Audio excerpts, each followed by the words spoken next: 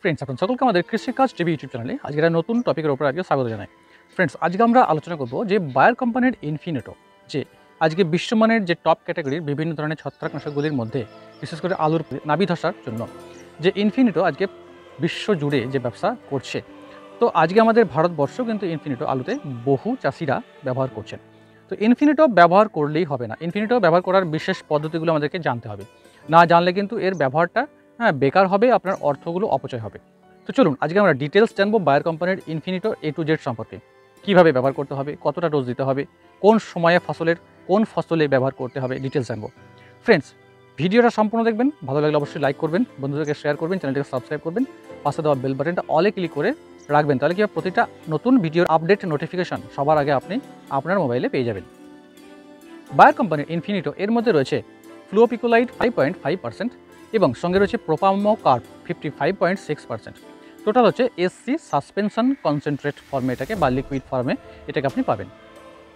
এই যে ফ্লুওপিকোলাইড এবং প্রোপামোকার্প দুটি কম্বিনেশন একটা ছত্রাকনাশক বা ফাঙ্গিসাইড। এখানে ফ্লুওপিকোলাইড সম্পূর্ণ মেসো সিস্টেমিক ওয়েতে কাজ করছে।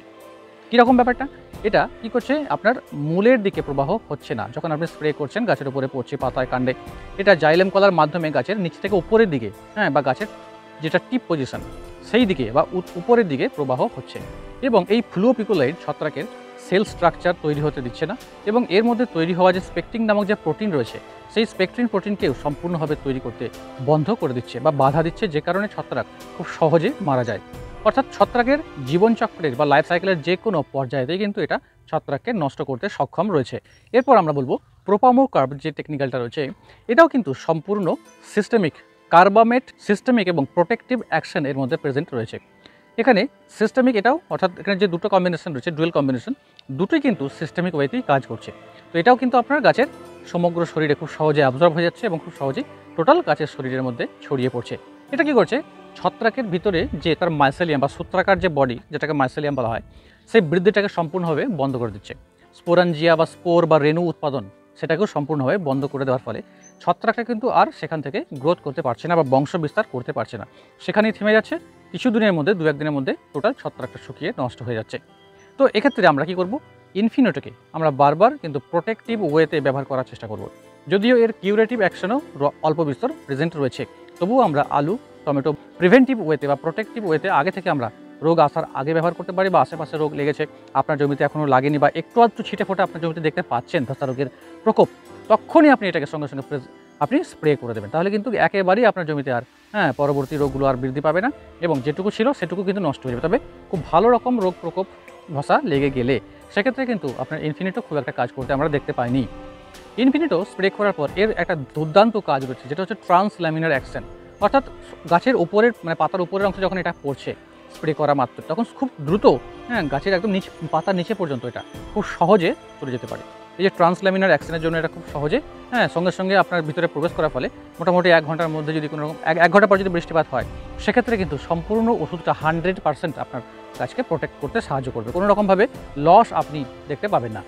ইনফিনিটোকে আপনি আলুতে, টমেটোতে লেট ব্লাইট বা নাবি ধসাকে সম্পূর্ণভাবে আটকাতে পারবেন।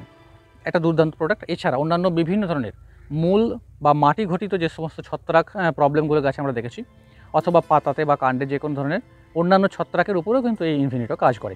অর্থাৎ ইনফিনিটোকে আমরা আগে থেকে স্প্রে করে রাখলে গাছেতে আমাদের আগামী দিন কোনো রকম ছত্রাক ঘটিত সমস্যা দেখা যাবে না। এটা কিন্তু একেবারে আমাদেরকে মাথায় রাখতে হবে। তাহলে আমরা ফসলে ইনফিনিটোকে মোটামুটি যদি একবার ব্যবহার করি, পরবর্তী আরও 7 থেকে 10 দিন পর আমরা রিপিট ডোজ হিসেবে দিতে পারবো।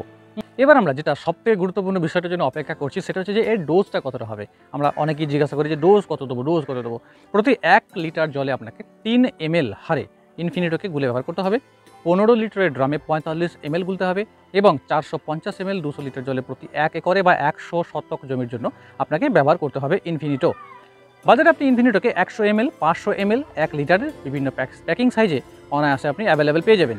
বাজারে 500 ml ইনফিনিটোর দাম 1100 টাকার আশপাশ।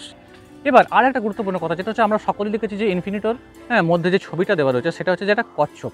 কচ্ছপের উপরে একটা সুন্দর প্রোটেক্টিভ লেয়ার, অর্থাৎ কচ্ছপের যে খোলক সেটা দেখবেন সুন্দরভাবে একটা শিল্ড আকারে আঁকা হয়েছে। এর মানে হচ্ছে যে এই ইনফিনিটোকে কিন্তু আমরা সবসময় প্রোটেক্টিভ ওয়েতে ব্যবহার করব।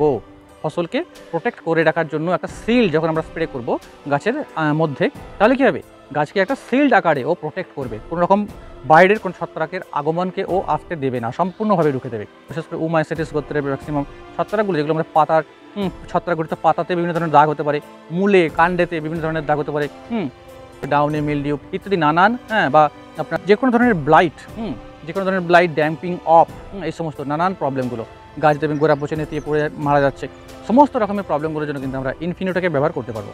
খেয়াল রাখতে হবে। যদিও কোম্পানি থেকে বলা হয়েছে যে ইনফিনিটোকে শুধুমাত্র আলুর নাবি ধসার জন্য ব্যবহার করার কথা বলা হয়েছে, ম্যাক্সিমাম ছত্রাকঘটিত রোগগুলোকে কিন্তু আসতে দেবে না ইনফিনিটোকে ব্যবহার করলে। ফ্রেন্ডস, ভিডিওটা সম্পূর্ণ দেখার জন্য অনেক অনেক ধন্যবাদ। যদি ইনফিনিটো সম্পর্কে আরও প্রশ্ন থাকে আপনারা অবশ্যই কিন্তু প্রশ্ন করতে পারেন।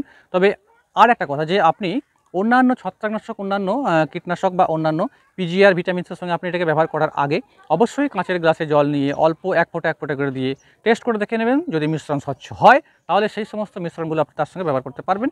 যদি স্বচ্ছ না হয়, মিশ্রণ ছানা কেটে যায়, বা ঘোলাটে তৈরি হয়ে যায়, বা দেখবেন যে জলের মধ্যে আপনার গুঁড়ো গুঁড়ো ভাসছে, সেক্ষেত্রে জানবেন সেই মিশ্রণ আপনি ব্যবহার করতে পারবেন না। তো ফ্রেন্ডস, এই হচ্ছে ব্যাপার। কেন বারবার আপনারা জিজ্ঞাসা করেন যে এর সঙ্গে ছত্রাকনাশক, কীটনাশক, পিজিআর মিশিয়ে ব্যবহার করতে পারবো কিনা, সেই জন্য কিন্তু আমি কথাটা বললাম। ভিডিওটা সম্পূর্ণ দেখার জন্য অনেক অনেক ধন্যবাদ। ভালো লাগলে লাইক করবেন, বন্ধুদেরকে শেয়ার করবেন, চ্যানেলটিকে সাবস্ক্রাইব করবেন।